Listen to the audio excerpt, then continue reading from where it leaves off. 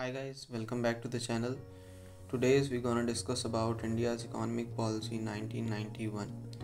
So पहले की हम ये जानते हैं कि 1947 में हमारा देश जब आज़ाद हुआ तब ऐसे क्या चेंजेस हुए जिसके कारण हमको ये पॉलिसी इम्प्लीमेंट करनी पड़ी। तो आज हम डिस्कस करने वाले हैं इसके ड्रास्टिक चेंजेस ऐसे क्या हुए जिससे हमारी ये इम्प्लीमेंट करना पड़ा, और फिर इस चेंजेस के बाद क्या इसका इम्पैक्ट पड़ा हमारी ओवरऑल इकोनॉमी में। ठीक है, तो पहले तो हम डिस्कस करते हैं 1947 में जब हमारा देश आज़ाद हुआ तब हमने चूज़ किया कि हम एक क्लोज्ड इकोनॉमी रहेंगे। Closed economy in the sense कि हम ज़्यादा किसी से हमको बाहर से मतलब नहीं है, हम खुद का अंदर ही अंदर हम अपना रन करेंगे। ठीक है, पूरा कंट्री को। पहले तो हमें ठीक है इसका थोड़ा सा फ़ायदा दिखा जिससे कि 5 और 6% की एनुअल ग्रोथ मिली थी हमको। ठीक है, इससे हमारा इम्पैक्ट पड़ा था इसका थोड़ा बहुत। फिर जैसे जैसे समय बीता तो हमने क्या देखा कि धीरे धीरे इसका ये डाउनफॉल होना चालू हुआ। तो 1980s तक आते आते लिटरली हमारी जीडीपी जो थी वो 0.2% तक पहुंच गई थी। मतलब जो आज चल रहा है जैसे 5 to 6% रेट की इंक्रीज़ हो रही है जीडीपी, फ़िलहाल अभी पहले से कम हो गई है। तो जो अभी 5-6% थी तो वो पहले कितनी थी 0.5%। तो आप सोच ही सकते हो कि कितना ज़्यादा डाउनफॉल हो गया था। सो इस कारण से और ये सब हुआ। और ऐसा ऑब्वियस सी बात है कि एक ही रीज़न तो हो नहीं सकता इसका, तो और कई सारे रीजंस हैं। जैसे कि पब्लिक सेक्टर का बहुत ज़्यादा पुअर परफॉर्मेंस था उस समय का। इन्फ्लेशन रेट ये 16.7 के कुछ आसपास था, ये पहुंच गया था इन्फ्लेशन रेट, इतना ज़्यादा था। और जो हमारा फिजिकल डेफिसिट है, physical deficit in the sense हम कह सकते हैं कि जो हमारा गवर्नमेंट होती है वो जितना रेवेन्यू जनरेट करती है और जितना एक्सपेंडिचर, तो जितना एक्सपेंडिचर करेगी और रेवेन्यू के बीच का जो डिफरेंस होगा उसको हम कहते हैं फिजिकल डेफिसिट। तो हमारा जो फिजिकल डेफिसिट था उस टाइम पे ये 5 to 8% क्या हो गया था, जीडीपी के 5 to 8% हो गया था, जबकि ये इतना नहीं होना चाहिए। तो ये था एक रीज़न। और गल्फ़ वॉर भी चल रहा था। गल्फ़ वॉर मतलब ईरान इराक का वॉर चल रहा था उस समय 1990 के समय में।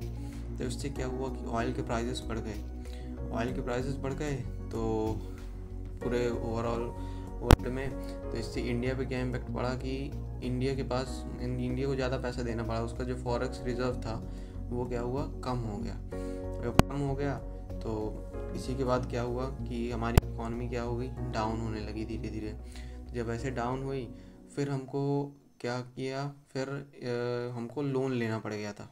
47 टन का गोल्ड हमने लोन के लिए दिया था, मतलब गिरवी रखा था उसको।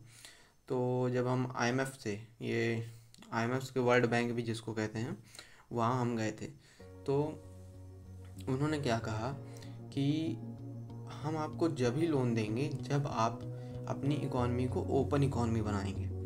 तो ऐसा कुछ इंडिया में ये था नहीं कि हमको ओपन करना है, लेकिन ये प्रेशर ऊपर से आया कि आपको हम जब ही लोन देंगे जब आप क्लोज नहीं ओपन कर दोगे।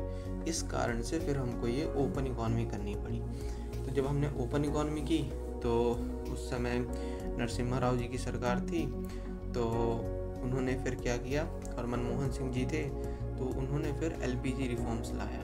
सो LPG in the sense liberalisation, privatisation और ग्लोबलाइजेशन, ये रिफॉर्म्स लाए। ठीक है, अब लिबरलाइजेशन लेके आए। तो लिबरलाइजेशन का मतलब क्या होता है, इसका मतलब ये होता है कि हमको सारे रिस्ट्रिक्शन हटा देना है प्राइवेट सेक्टर से।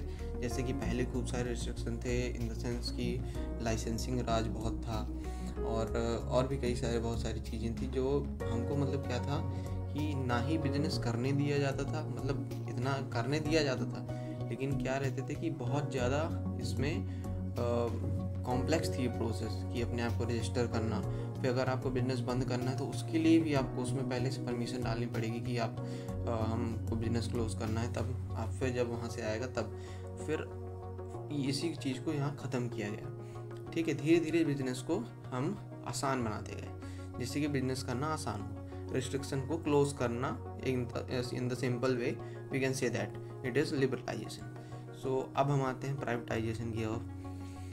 तो प्राइवेटाइजेशन क्या होता है कि हमने क्या किया कि पब्लिक सेक्टर का जो रोल था, कंट्रोल था, वो हमने ट्रांसफ़र करना धीरे धीरे चालू किया प्राइवेट सेक्टर में। इसका और हम देख सकते हैं इसका खूब सारे, जैसे कि अभी अडानी ने पोर्ट वगैरह लिया, तो ये उसका परफेक्ट एग्जांपल हो गया। ठीक है, तो क्या हुआ कि इससे क्या हुआ कि जब प्राइवेट सेक्टर के हाथ में आता है तो सर्विस जो होती है वो इंक्रीज़ होती है। मानता हूँ कि उसमें ओवरऑल प्रॉफिट जो होता है, मार्जिन, उसको इंक्रीज़ करता है प्राइवेट सेक्टर अपने मतलब फ़ायदे के लिए, लेकिन वो सर्विस भी मतलब इक्वली देता है।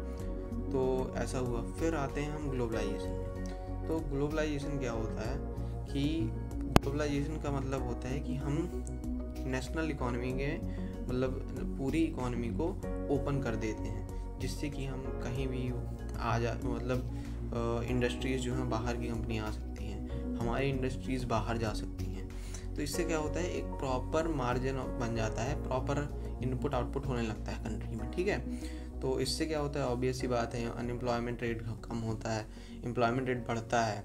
सो ये ओवरऑल इम्पैक्ट पड़ता है इसका। के फ़ायदे जैसे देख ही सकते हैं हम कि जो पहले इकोनॉमिक ग्रोथ थी हमारी वो लेस देन 1% थी।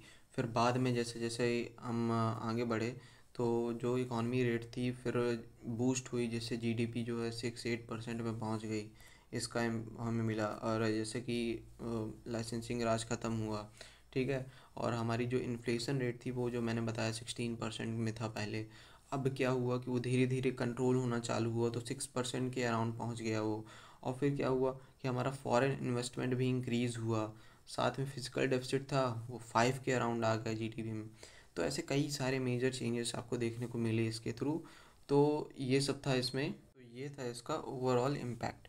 तो ये सब मैंने आपको बता दिया कि आज हमने क्या डिस्कस किया कि क्यों 1991 की पॉलिसी लाई गई और इसके क्या नेगेटिव इम्पैक्ट्स थे, इसके क्या पॉजिटिव इम्पैक्ट्स थे, इसके कुछ फैक्ट्स मतलब पॉइंट्स वगैरह कि कितना क्या कैसे कितना रेट वगैरह क्या था उस समय का। तो आज के लिए बस इतना ही। अगर आपको कोई डाउट है तो आप इंस्टाग्राम में मुझे पिन कर सकते हैं, डीएम कर सकते हैं, उसकी लिंक मैं डिस्क्रिप्शन में डाल दूँगा। और कोई दिक्कत हो तो कमेंट कर दीजिएगा आप। तब तक के लिए बाय बाय, मिलते हैं नेक्स्ट वीडियो में।